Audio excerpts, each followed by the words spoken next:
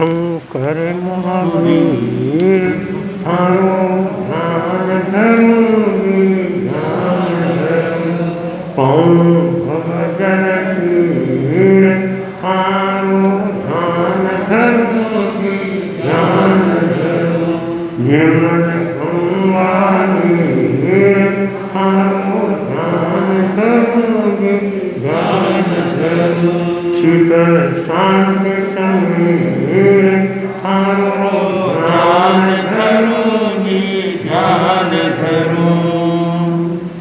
परमानंद पूज्य गुरुदेव आदरणीय श्री महासंत आदरणीय मुंशी पार्थ कुमार जी, आदरणीय मुंशी यशवंत कुमार जी, श्रद्धालु भाइयों और बहनों,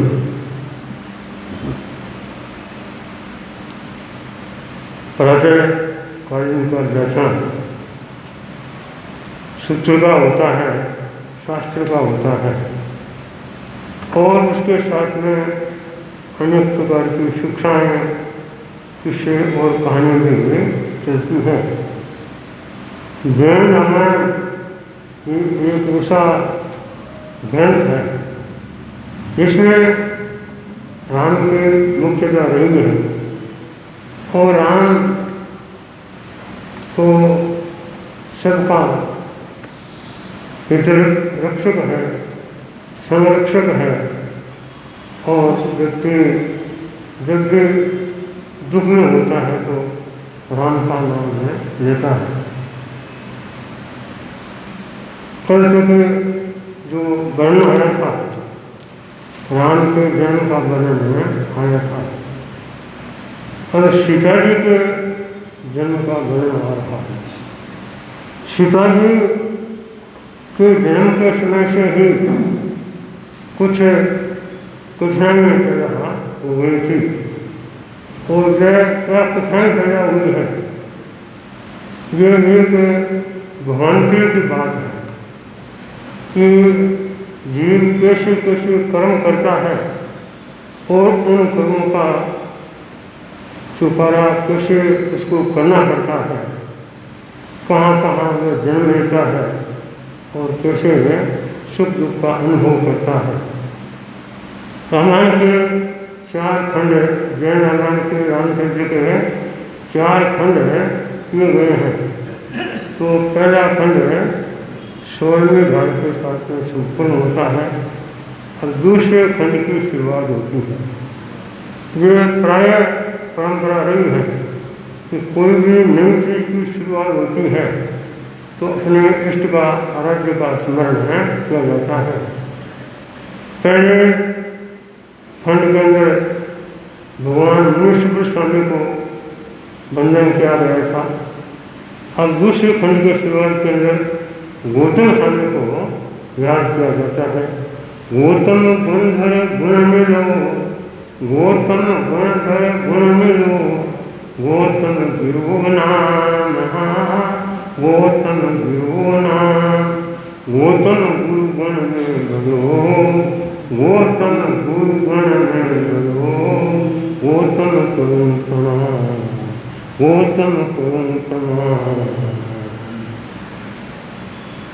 गौतम स्वामी भगवान महावीर के प्रथम शिष्य थे, गणधर थे और सारे गणधरों के अंदर वे मुख्य थे।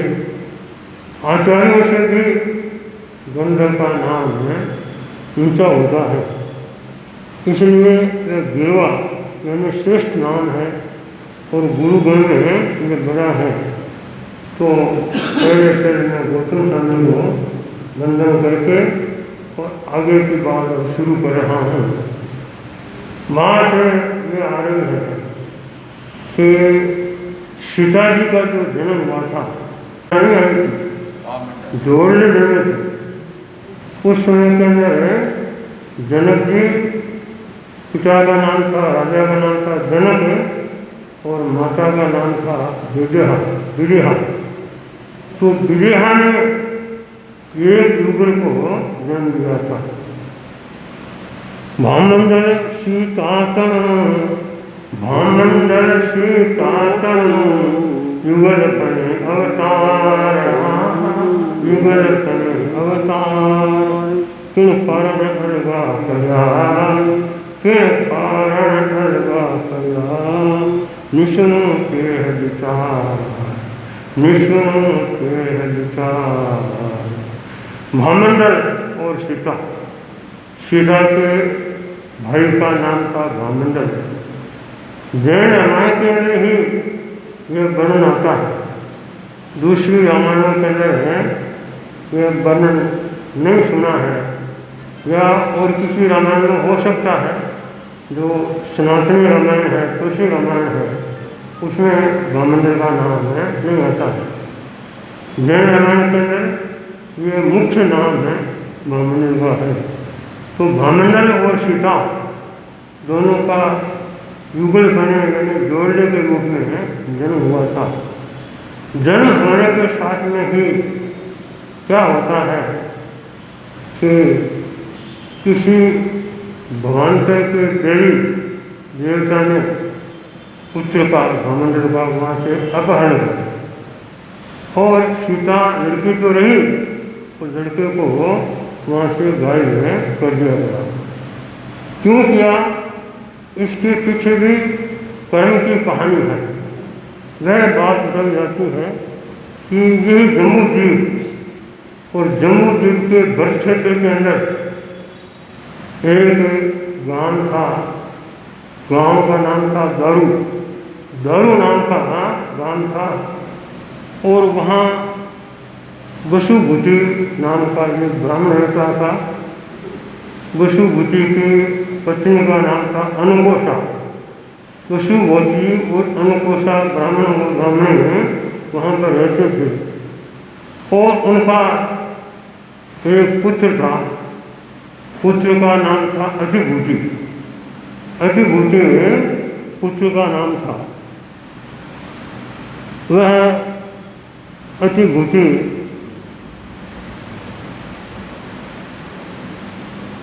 सरसा नाम की एक कन्या थी, उसके साथ में शादी हुई थी और वसुभूति के बहू का यानी पुत्र की बहू का नाम था सरसा।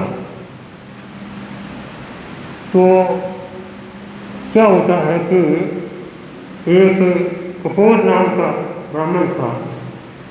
वह सरसा को देख करके और मोहित हो गया और मोहित हुआ तो उसने क्या कर दिया, अपहरण कर दिया। यानी अतिभूति कि वो सरसा, सरसा का अपहरण किसने कर लिया, अनुकोषा। क्योंकि इसमें कई नाम आते हैं, ध्यान से सुनेंगे तो वो बात है ध्यान नहीं आएगी। तो सरसा का उसने अपहरण किया और जब अतिभूति को यह पता लगा कि मेरी पत्नी को कपोर ब्राह्मण है ले गया है, तो वह उसकी खोज के अंदर है घर से निकल गया। अपनी बहू को खोजने के लिए घर से निकल गया। संयोग ऐसा बना कि कई दिन तक वह फिरता रहा, परंतु उसका पता लगा। यानी कपोर हाथ में नहीं आया, सरसा भी हाथ में नहीं आई और इधर उधर वो भटक रहा था। तो उसके माता पिता ने देखा, अतिभूति और अनुकोषा ने देखा कि हमारा पुत्र भी गया है और बहू भी गई है, तो उसकी खोज करनी चाहिए। तो वे भी उनकी खोज में निकल गए। वे भी घर को छोड़ करके और माता और पिता दोनों ही उसकी खोज के अंदर निकले, परंतु उनको भी वो नहीं मिले। नहीं तो सरसा मिली, न कपोर मिला और अतिभूति ब्राह्मण और अनुकोषा ये उनके पीछे घूम रहे थे। जब तक जिस चीज़ को हम खोजते हैं और वह चीज़ नहीं प्राप्त होती है, वहाँ तक दिल में एकदम आंदोलन सा रहता है, दिल उद्वेलित रहता है। वह सोचते हैं वहाँ पर होगी से वहाँ पर होगी, वहाँ पर वो मिलती नहीं। अब क्या होता है कि एक दिन वो घूम रहे थे उनकी फौज के अंदर, तो रास्ते के अंदर कोई संत मिल गए, साधु मिल गए, मुनि मिल गए। सोचा कि मुनियों को पूछने से शायद ये बता सकते हैं। तो वे ब्राह्मण और ब्राह्मणी मुनि से पूछते हैं कि हमारा पुत्र और हमारी पुत्र वधू कहाँ मिलेगी, उसको किसी ने अपहरण कर लिया। तो मुनि ने कहा कि भाई ये बात है तो कोई ज्ञानी बता सकता है, तुम इतने मोह के अंदर क्यों पड़े हो, और जिनका जैसा भाग्य है जैसा होगा। उसने उनको धर्म का उपदेश दिया और वह उपदेश उनको लग गया, और उपदेश लगने से उन्होंने कहा कि हम भी साधु बनना। तो ब्राह्मण और ब्राह्मणी यानी वसुबुद्धि और अनुकोशा दोनों मुनि के पास में क्या ले लेते हैं, दीक्षा ले लेते हैं, और दीक्षा लेकर के दीक्षा की पालना करते हैं। सुन सुन रे सीख सयाना, पानी हो अधिक अयाना। सुन सुन रे सीख सयाना, पानी हो अधिक अयाना। सूर दानव मानव सोई, सीधा कर्म न छूटे कोई। सूर दानव मानव सोई, सीधा कर्म न छूटे कोई। बेसाज गिरे अभियानो, रतनपुर पूर्ण नामो। सो देव भव भव आयो, तब चंद गति कहायो। सो देव भव आयो, खग चंद गति कहायो। सुन सुन रे सीख सयाना, पानी को अधिक अयाना। तो वे ब्राह्मण और ब्राह्मणी दोनों ने दीक्षा ली, और दीक्षा की अच्छी तरह से उन्होंने पालना की, कोई दोष है नहीं लगाया, और अंतिम समय के अंदर आराधना की, और वहाँ से आयुष्य पूरा करके और वो कहाँ जाते हैं कि पहले देवलोक के अंदर, यानी ब्रह्मांड के देवों के अंदर जो 12 देवलोक है, तो पहला देवलोक है जिसका नाम है शोधन। तो शोधन देवलोक के अंदर वो क्या बनते हैं, देवता बनते हैं। देवताओं की स्थिति भी काफ़ी लंबी होती है।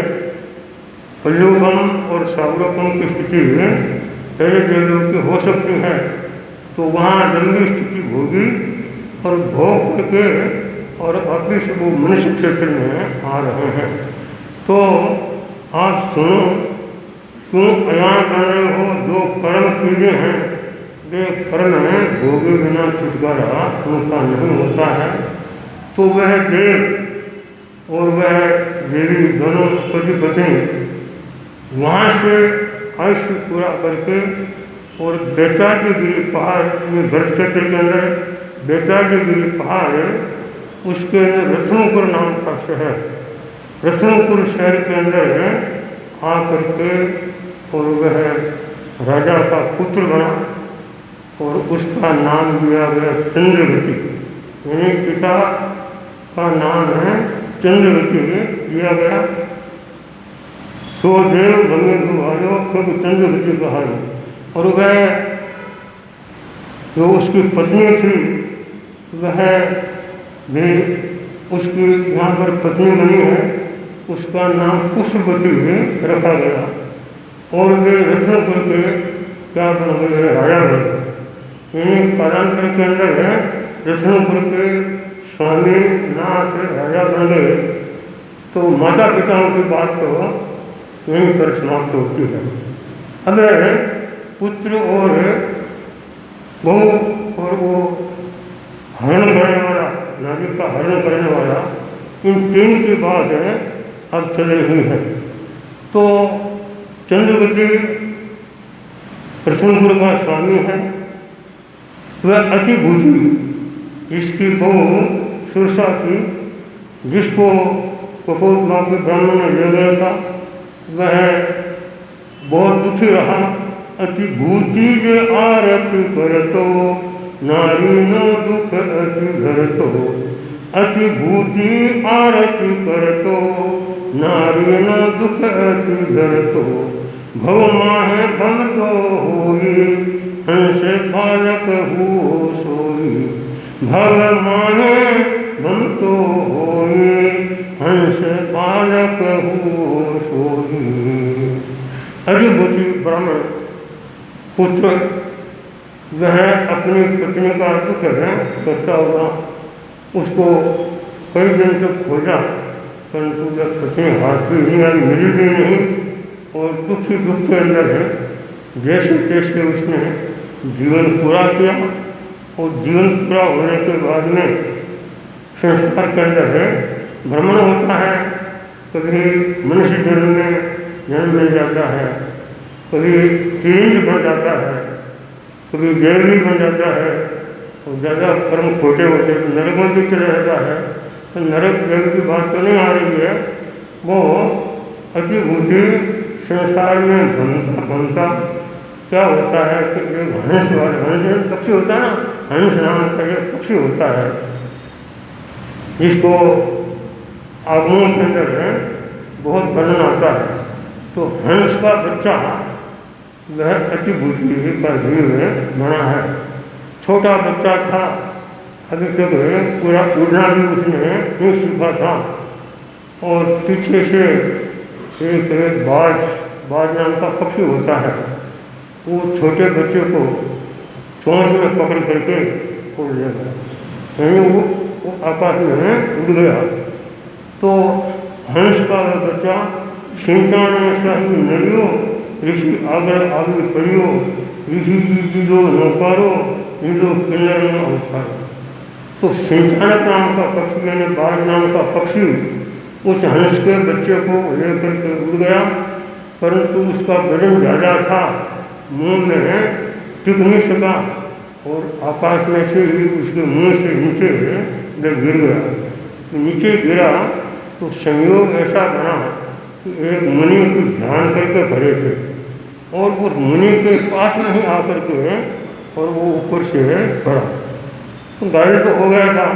एक तो ऊपर से गिरा था तो भी घायल हो गया और फिर उस बाद में उसको पकड़ा था तो भी वो घायल हो गया। अंतिम सांस से वह गिर रहा था। मुनि ने देखा कि यह छोटा बच्चा है अभी तक इसमें जान है तो इसको कुछ न कुछ सुनाना चाहिए। तो उसने नौकार मंत्र है उसको सुना। नौकार मंत्र सुनाने से हालांकि वो क्या समझता है परंतु उसकी भावना थोड़ी शुद्ध बनी और शुद्ध बन करके वहाँ से वह आयुष्य पूरा करके और बेंतर जो होते ना किन्नर क्यों पुरुष है तो किन्नर है जाति के देवता में जाकर के उसने जन्म रहे भूत पिशाच किन्नर है बेंतर जाति के देवों में जाकर के उसने जन्म लिया और 10,000 वर्ष का उसका आयुष्य था क्योंकि देवों का सबसे कम आयुष्य कितना होता है तो 10,000 होता है। तो 10,000 वर्ष का आयुष्य उसने वहाँ पर प्राप्त किया और पुण्य भोग रहा था। अब वो देवता वहाँ से आता है और कैसे देर का बदला वापस लेते हैं उसका वर्णन आ रहा है कि विदर्भ नगर छे बारू राजा छे अधिक उदारू प्रकाश सिंह निभारी प्रवरा रेवती कसनारी कुंडल मंडित सुत जायो सब सजन धन में सुहायो सुत सुंदर अधिक सदूनो सुत तेज प्रकाश विदर्भ नाम का नगर है और वहाँ प्रकाश सिंह नाम का राजा उसके घर में आकर के और वह किन्नर वो हंस का बच्चा जो किन्नर बना वह उसके घर में आकर के और पुत्र के रूप में है जन्म लेता है और उसका नाम रखा गया कुंडल मंडित नाम का वह उसको नाम रखा गया और वह पुण्य का भोग रहा है और कुंडल मंडित है प्रकाश सिंह का पुत्र बना। वह जो बहू थी वह भी संसार के अंदर फिरती हुई आखिर के अंदर एक ब्राह्मण की कुंवरी हुई और वहाँ से वह भी जन्म लेती है। 6-7 दिन घूमती सुख दुख दोनों सुनती। वह सरसा जो संसार में घूमती हुई सुख दुख भोग रही है तो वह एक ब्राह्मण की कुंवरी हुई और उधर के अंदर जो कपोत जिसने उस बहू का अपहरण किया था वह संसार में घूमता चक्रपुर नाम का शहर है और चक्रध्वज राजा धूमसेन उसका पुरोहित है और उसके पुत्र का नाम दिया गया पिंगल। तो कपोत का द्वीप पिंगल नाम का उसे मतलब चक्रध्वज नाम का राजा का पुरोहित था, वो पुरुष का पुत्र बना है।